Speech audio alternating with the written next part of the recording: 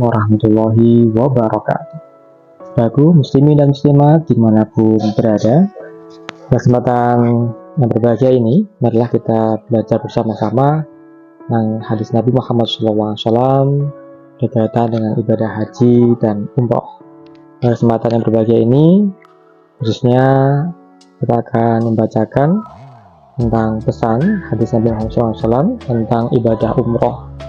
Bagaimanakah ibadah umroh itu, tata caranya, bagaimana yang telah dilaksanakan oleh baginda Nabi Agung Muhammad Sallallahu Alaihi Wasallam. Sebuah hadis dari Abdullah bin Abi Auf radhiyallahu anhuma qala kunna ma'an Nabi Sallallahu Alaihi Wasallam hina tamaro fatafa fatufna an ma'ah wa sallaina ma'ah wa sa'a baina Safa wal Marwa fakunna nastaruhu min ahli Makkah la yusibuhu ahadun bisyai. Artinya dari sahabat Abu Auf radhiyallahu anhuma, dia berkata, kami bersama Rasulullah Muhammad sallallahu alaihi wasallam saat melaksanakan ibadah umroh. Beliau tawaf dan kami pun turut tawaf dengan beliau. Ketika beliau sholat, kami pun ikut sholat bersama beliau. Ketika beliau melaksanakan sa'i untuk antara bukit Safa dan Marwa, maka kami melindungi beliau dari penduduk Makkah agar tidak ada seorang pun yang melukai beliau dengan sesuatu.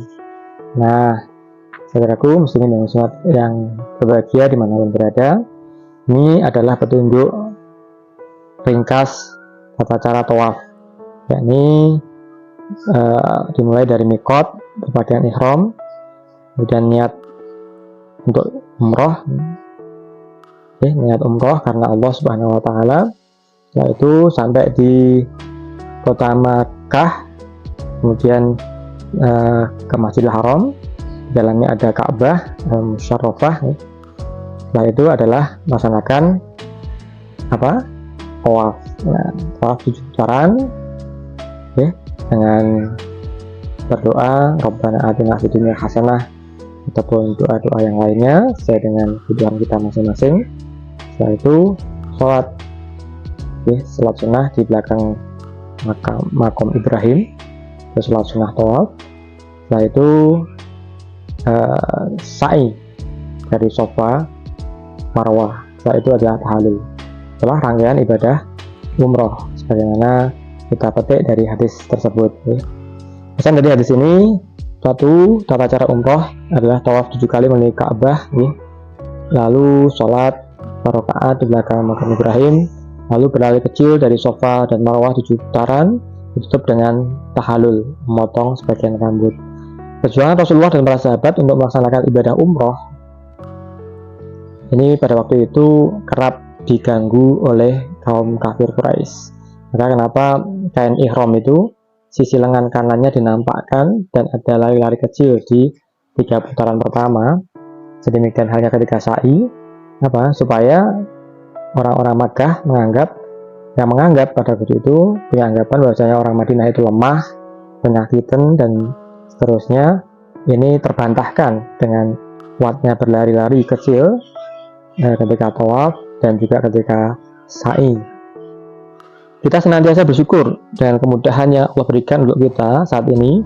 Tidak ada gangguan dari kafir Quraisy atau orang-orang yang tidak suka. Keamanan kita terjamin dari berangkat dari negeri kita sampai nanti di tanah suci, aman. Ibadah umrah zaman ini semua fasilitas yang ada penuh dengan kemegahan dan kemewahan, bahkan menurut saya dalam macam akomodasi, penginapan, kemudian jamuan makan, ini semuanya serba nyaman, serba enak. Ibadah haji dapat dimaknai dengan 2 pengertian, yaitu haji besar dan haji kecil.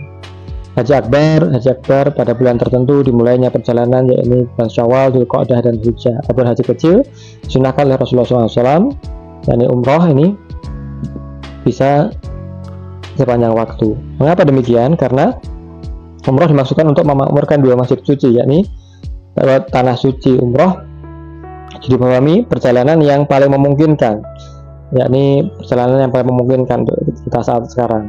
Untuk ibadah haji kita harus mengantri mungkin 25 tahun, mungkin 30 tahun. Bahkan kemarin ada informasi di satu harian di Malaysia itu antriannya bisa 100 tahun lebih untuk ibadah haji karena kuotanya sangat terbatas.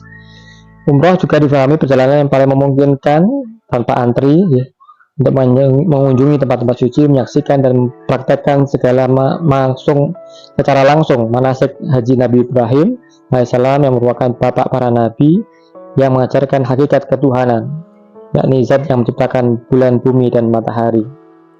Berkunjung, menyaksikan langsung dan nikmati kedekatan beribadah dengan tempat bersejarah, sekaligus melihat langsung situs di mana peristiwa awal diturunkannya wahyu serta sejarah perkembangan ajaran Islam yang dibawa oleh Rasulullah SAW di Makkah dan Madinah.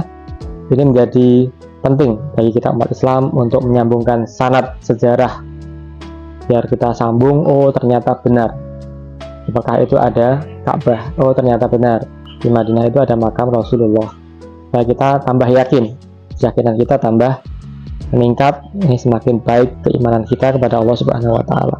Semoga kita sekalian diberikan kemampuan oleh Allah Subhanahu wa taala melaksanakan ibadah haji dan umroh karena Allah. Terima kasih. Assalamualaikum warahmatullahi wabarakatuh.